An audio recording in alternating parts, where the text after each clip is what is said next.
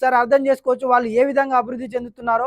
So English medium schools తెలంగాణలో పెరగాలని చెప్పి మా ఆర్కే మీడియా నుంచి కోరుతా ఉన్నాం. ఎందుకంటే ప్రైవేట్ స్కూళ్ళలో చదివించుకునే స్తోమత పేదవర్గ బిడ్డలకు ఉండదు.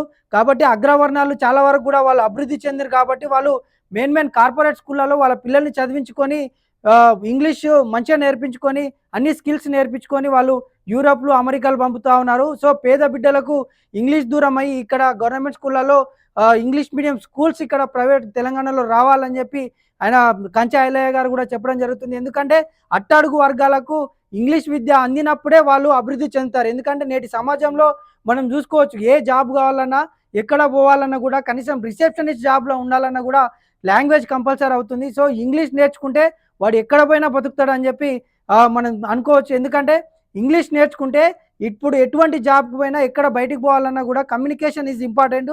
ఇంగ్లీష్ ప్రతి ఒక్కరు ఇంగ్లీష్ పైనే బేసిక్గా ప్రతిది కూడా ఇంగ్లీష్ పైనే ఉంటుంది. కాబట్టి ఇంగ్లీష్ లాంగ్వేజ్ నేర్చుకున్నాడు ఫ్యూచర్లో చాలా అభివృద్ధి చెందుతాడు. కాబట్టి దళిత వర్గాల బిడ్డలకు బీసీ బిడ్డలకు గత 80 ఏళ్ళుగా ఈరోజు అధికారం రాకపోవడానికి కారణం వాళ్ళని ఎడ్యుకేషన్కి దూరం చేయడమే.